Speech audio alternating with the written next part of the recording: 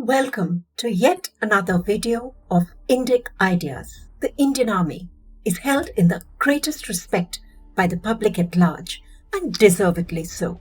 Yet, nothing is perfect, not even their reputation, it appears.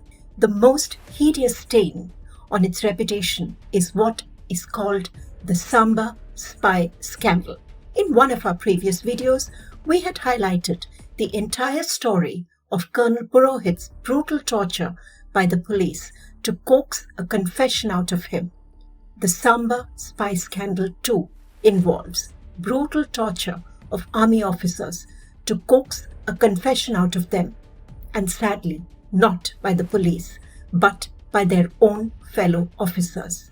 What exactly is this ugly, shameful Samba spy case?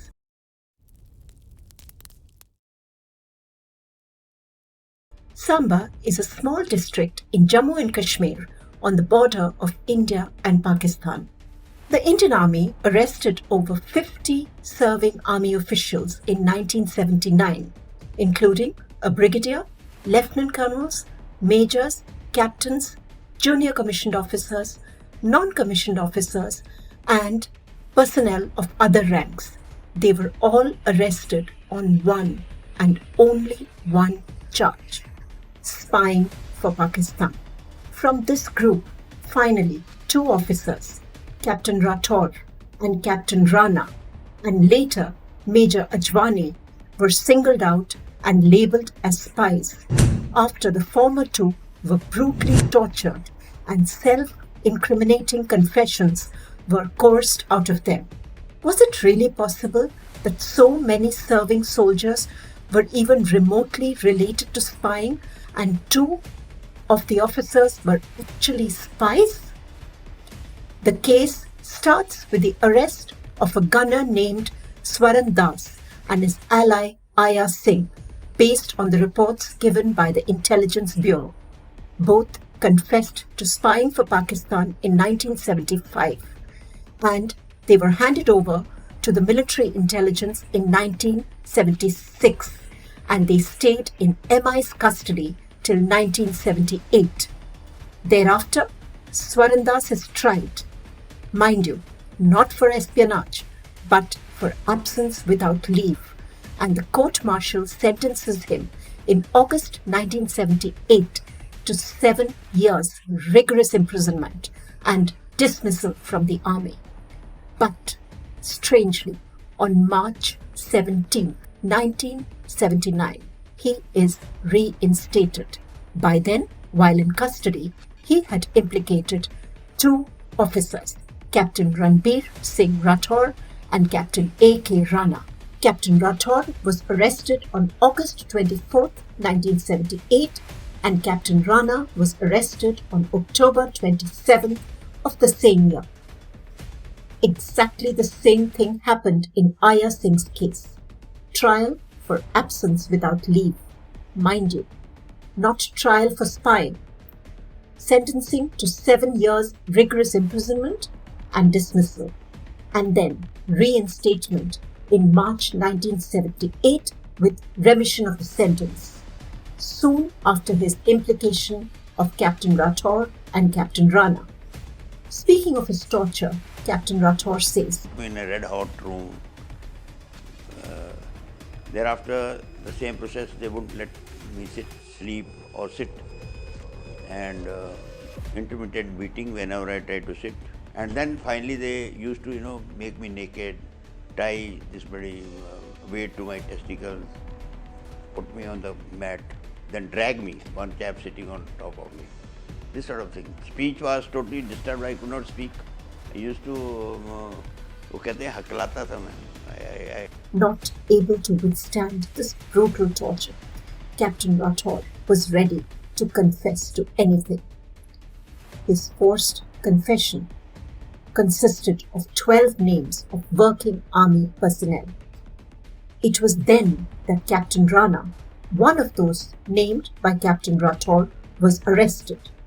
Captain Rana, on similar brutal torture, was forced to sign a blank sheet of paper, which later became his confession. This confession bore the names of 52 army personnel. Captain Rathaur and Captain Rana were imprisoned for 14 years each and were dismissed from the army by a court-martial. Their families suffered tremendously too, not just from the stigma of being related to spies, but also due to the financial crisis they had to face. Conveniently, in 1990, Singh was shot dead by the army for allegedly crossing the border. Significantly, in December 1994, 16 years after the arrest of Captain Rathaur and Captain Rana, the director of Intelligence Bureau reported that all the charges were absolutely baseless and the entire case had been fabricated by the army. Legally, the case being under the army's jurisdiction, the IB had no say in the matter. In 2000, both Captain Rathaur and Captain Rana were acquitted by the Delhi High Court. The High Court spoke of the gross miscarriage of justice done by the army to its officers in the Samba Spy Scandal, which rocked the country. This verdict was challenged by the army in the Supreme Court.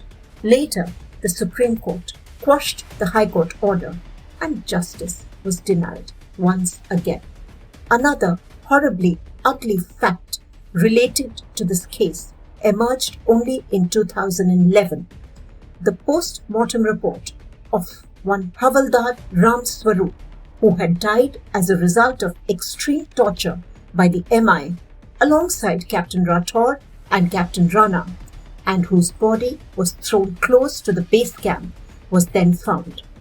It stated that he had died in coma and of severe pain. He had 39 injuries on the body, including burn injuries caused by cigarette butts. The army tried to cover this up by saying that Ram Swarup was a drug addict. In an interview in 2016, Das said, "During those years of torture, all that the MI officials wanted from me was to implicate others in the case. They only wanted lies.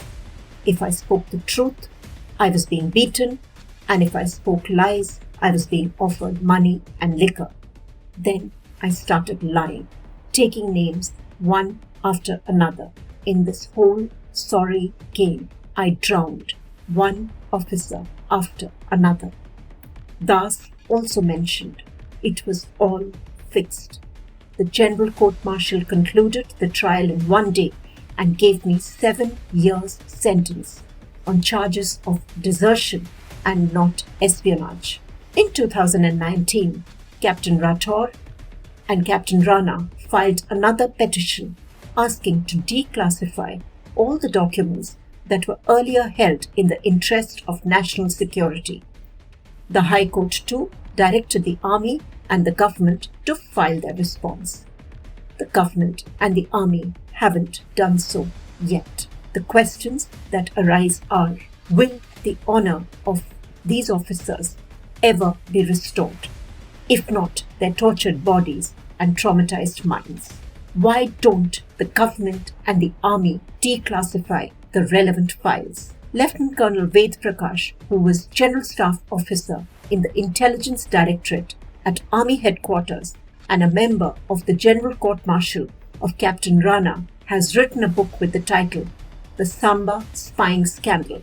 It is a severe indictment of the fathers of the sordid scandal. Keeping a tight lid on this case and not coming clean, the army is doing a great disservice to itself and giving up an opportunity to at least partially wipe away the ugly stain from its hitherto spotless face. Our hearts bleed for those brutalized, persecuted, and victimized army officers. For how long can we deny justice to the brutalized and victimized army officers? Thank you for watching our video till the end. If you like the content, then please do like this video, share it, and do subscribe to our channel to stay connected.